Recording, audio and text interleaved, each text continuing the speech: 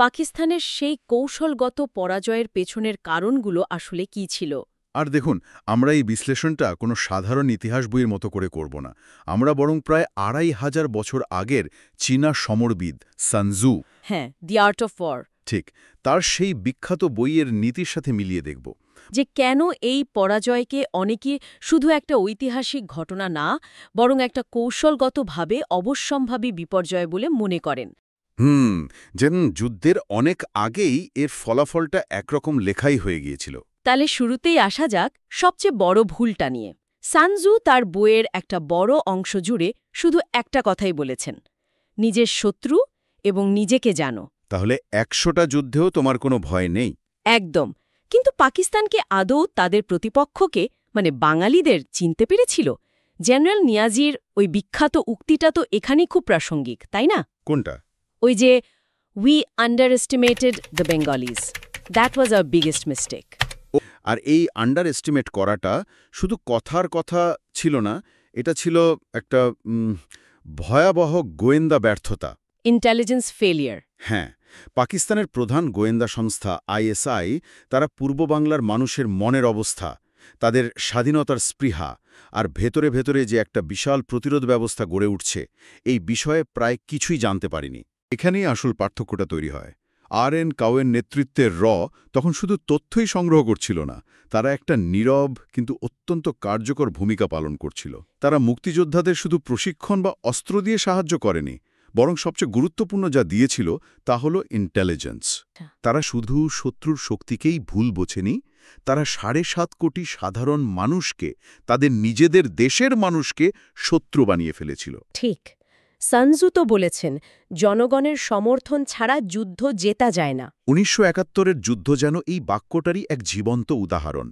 পাকিস্তানি সেনাবাহিনী ২৫শে মার্চের গণহত্যা দিয়ে যে সন্ত্রাসের রাজত্ব শুরু করেছিল, তার ফলে পূর্ব বাংলার প্রতিটা গ্রামের সাধারণ মানুষ তাদের প্রাণের শত্রুতে পরিণত হয়। সিআইএ এর একটা ডিক্লাসিফাইড রিপোর্টে তো এই নিয়ে একটা ভয়াবহ কথা লেখা ছিল, তাই না? হ্যাঁ, খুবই মর্মস্পর্শী একটা লাইন ছিল সেখানে। কি ছিল সেটা? লেখা ছিল, the Pakistani army created more rebels than they could কিল।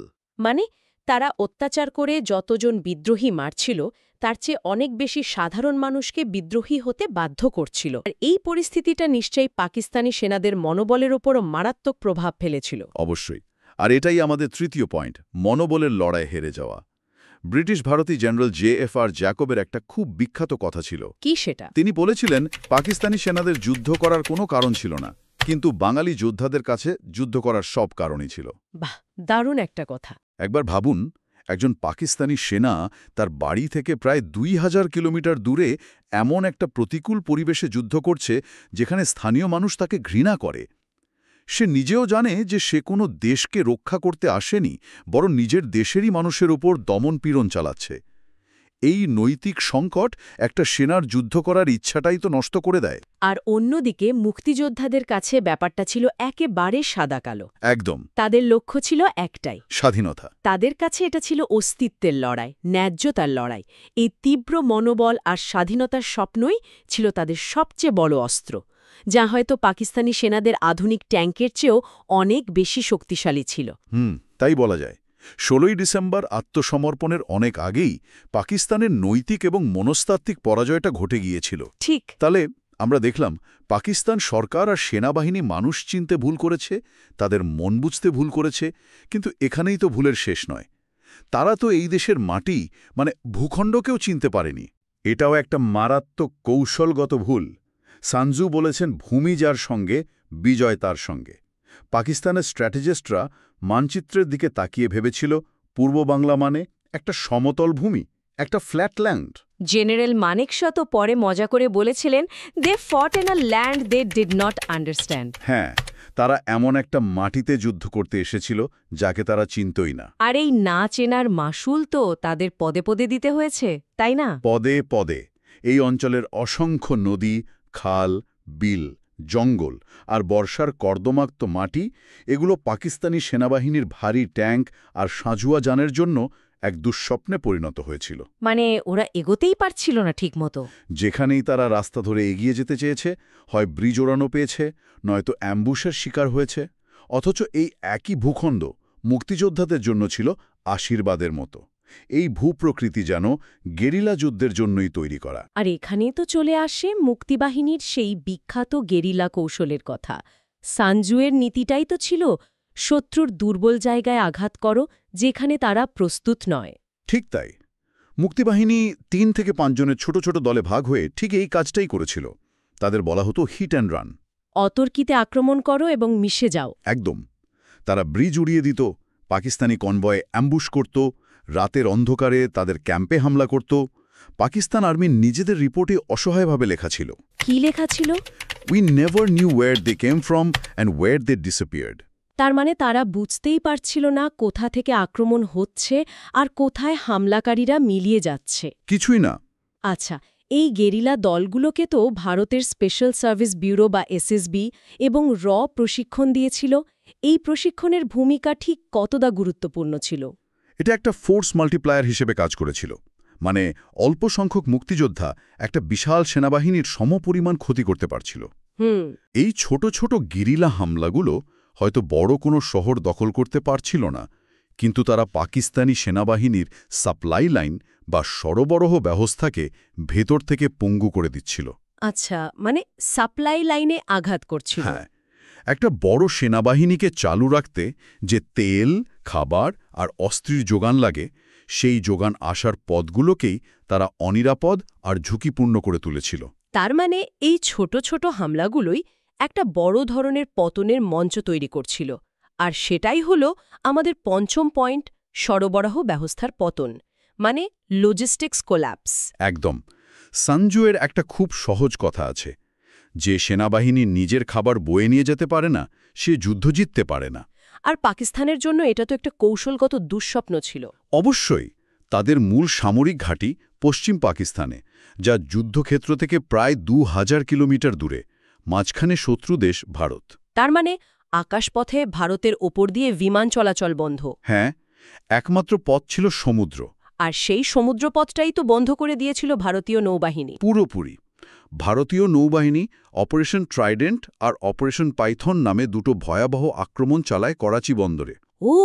এই আক্রমণে পাকিস্তানের নৌবাহিনীর একটা বড় অংশ প্রায় ধ্বংস হয়ে যায় এবং তাদের বাণিজ্যিক জাহাজ চলাচলও বন্ধ হয়ে যায়। এর ফল কি হল? পূর্ব পাকিস্তানে আটকে থাকা প্রায় ৯৩,০০০ পাকিস্তানি সেনা। ৯৩,০০০? হ্যাঁ, তারা রসদ, অস্ত্রশস্ত্র আর অতিরিক্ত সৈন্য সরবরাহ থেকে সম্পূর্ণ বিচ্ছিন্ন হয়ে পড়ল। এটা তো অবিশ্বাস্য। তার মানে ৯৩,০০০ সৈন্যের একটা আধুনিক আর্মি রসদের অভাবে পুরোপুরি বিচ্ছিন্ন হয়ে পড়েছিল। একটা দেশ তার নিজের সৈন্যদের কাছে খাবার পর্যন্ত পৌঁছাতে পারছিল না। ঠিক তাই। শেষের দিকে অবস্থা এমন হয়েছিল যে তাদের কাছে যুদ্ধ চালিয়ে যাওয়ার মতো পর্যাপ্ত গুলি বা খাবারও ছিল না। তারা এমন একটা খাঁচায় বন্দী হয়ে গিয়েছিল যেখান থেকে বেরোবার কোনো পথ ছিল না। একটা সেনাবাহিনী যখন জানে যে তাদের পেছনে সাহায্যের কোনো পথ খোলা নেই, তখন তো তাদের যুদ্ধ করার মানসিকতাই থাকে না। থাকার কথাই না। তাহলে সব মিলিয়ে পরিস্থিতিটা দাঁড়ালো গোয়েন্দা তথ্য ভুল, জনগণ শত্রু, সেনারা মনোবলহীন, ভূখণ্ড অচেনা আর সরবরাহ ব্যবস্থা পুরোপুরি ভেঙে পড়েছে। এই অবস্থায় যখন ৩রা ডিসেম্বর ভারত সরাসরি যুদ্ধে নামল, তখন তাদের কৌশলটা ঠিক কী ছিল? ভারত একটা পরীক্ষিত এবং অত্যন্ত কার্যকর কৌশল নিয়েছিল, যাকে সামরিক পরিভাষায় বলা হয় ব্লিৎজক্রিগ বা ঝটিকা আক্রমণ। ব্লিৎজক্রিগ মানে বিদ্যুৎ গতিতে আক্রমণ। হ্যাঁ, দ্বিতীয় বিশ্বযুদ্ধে জার্মানরা ঠিক এইভাবে পোল্যান্ড আর ফ্রান্স দখল করেছিল, প্রচণ্ড গতিতে আকাশ আর স্থলবাহিনীকে একসাথে কাজে লাগিয়ে শত্রুকে চিন্তা করার সুযোগ না দিয়ে। ১৯৭১-এ ভারতীয় সেনাবাহিনী ঠিক কিভাবে এই কৌশলটা প্রয়োগ করেছিল? তারা আকাশ, স্থল এবং নৌবাহিনীকে একসঙ্গে ব্যবহার করে একটি সমন্বিত বা জয়েন্ট অপারেশন চালিয়েছিল। ভারতীয় বিমানবাহিনী আগে থেকেই এয়ার স্ট্রাইক করে পাকিস্তানি বিমানবাহিনীকে প্রায় অকেজো করে দিয়েছিল। তার মানে আকাশ ছিল পুরোপুরি তাদের দখলে। একদম। এরপর ৩ দিক থেকে স্থলবাহিনী খুব দ্রুত ঢাকার দিকে এগোতে শুরু করে। তাদের মূল উদ্দেশ্য ছিল ছোটখাটো শহর বা ঘাঁটিতে সময় নষ্ট না করে যত দ্রুত সম্ভব ঢাকাকে চারদিক থেকে ঘিরে ফেলা। এই কৌশলের পেছনে মূল উদ্দেশ্যটা কি ছিল? ঢাকাকেই কেন টার্গেট করা হলো? এটাকে বলা হয় ডিক্যাপিটেশন স্ট্রাইক, মানে কমান্ড বা নেতৃত্বকে মূল শরীর থেকে বিচ্ছিন্ন করে দেওয়া। আচ্ছা। ভারতীয় এবং বাংলাদেশি স্ট্র্যাটেজিস্টরা জানতেন যে ঢাকার পতন হলেই পাকিস্তানি ইস্টার্ন কমান্ডের স্নায়ুকেন্দ্র ভেঙে পড়বে, আর সেটাই হয়েছিল। আর এই সমন্বিত ও দ্রুত গতির আক্রমণের মুখে পাকিস্তানি প্রতিরোধ ব্যবস্থা কোনো সুযোগই পায়নি, কোনো সুযোগই পায়নি। যা বিশ্ব সামরিক ইতিহাসে অন্যতম দ্রুততম বিজয় হিসাবে পরিচিত। এতগুলো কৌশলগত ভুলের পেছনে নিশ্চয়ই সবচেয়ে বড় ভূমিকা ছিল নেতৃত্বের। কারণ সানসু তো পরিষ্কার বলেছেন, নেতা যদি জ্ঞানী না হয় সেনাবাহিনী ধ্বংস হবেই। এখানেই তো পুরো ছবিটা পরিষ্কার হয়ে যায়। একদিকে ছিলেন পাকিস্তানের প্রেসিডেন্ট জেনারেল ইয়াহিয়া খান, যার রাজনৈতিক অদূরদর্শিতা আর ব্যক্তিগত জীবনের বিশৃঙ্খলা নিয়ে অনেক সমালোচনা আছে। তার নেয়া বেশিরভাগ সিদ্ধান্তই ছিল হঠকারী। আর পূর্ব পাকিস্তানে কমান্ডার হিসেবে ছিলেন জেনারেল নিয়াজি, যিনি শেষ পর্যন্ত পরিস্থিতির ভয়াবহতা বুঝতে পারেননি। তিনি তার সৈন্যদের মনোবল ফেরাতে বা রণকৌশল বদলাতে পুরোপুরি ব্যর্থ হয়েছিলেন। আর এর ঠিক উল্টো দিকে ছিল বাংলাদেশ ও ভারতের সম্মিলিত নেতৃত্ব। ঠিক তাই। একদিকে ছিলেন বঙ্গবন্ধু শেখ মুজিবুর রহমানের মতো একজন ক্যারিসম্যাটিক নেতা, যার একটা ডাকে পুরো জাতি এক হয়েছিল। প্রবাসী সরকারের নেতৃত্বে ছিলেন তাজউদ্দিন আহমদের মতো একজন বিচক্ষণ স্ট্র্যাটেজিস্ট। আর ভারতের দিকে ছিলেন জেনারেল স্যাম মানেকশোর মতো একজন দূরদর্শী সেনাপ্রধান, জেনারেল জগজিৎ সিং অরোরা এবং প্রধান RN কাওয়ের মতো ব্যক্তিত্বরা। তাদের মধ্যে যে বোঝাপড়া, সমন্বয় আর পরিকল্পনা ছিল, তা ছিল অসাধারণ। তার মানে এটা ছিল আসলে একটা বিভ্রান্ত ও দুর্বল নেতৃত্বের বিরুদ্ধে একটা শক্তিশালী ও ঐক্যবদ্ধ নেতৃত্বের লড়াই। ৭১ সালের যুদ্ধটা ছিল যেন সানজুয়ের রণনীতির এক জীবন্ত পাঠ্য বই। ভুল গোয়েন্দা তথ্য দিয়ে শুরু, তারপর জনগণকে শত্রু বানানো, তাদের মনোবল ভেঙে দেওয়া, অচেনা ভূখণ্ডে যুদ্ধ করা, সরবরাহ ব্যবস্থা ধ্বংস হয়ে যাওয়া, আর সবশেষে নেতৃত্বের চরম ব্যর্থতা। সবগুলো মিলে পাকিস্তানের পরাজয়কে একরকম অবশ্যম্ভাবী করে তুলেছিল। ঠিক।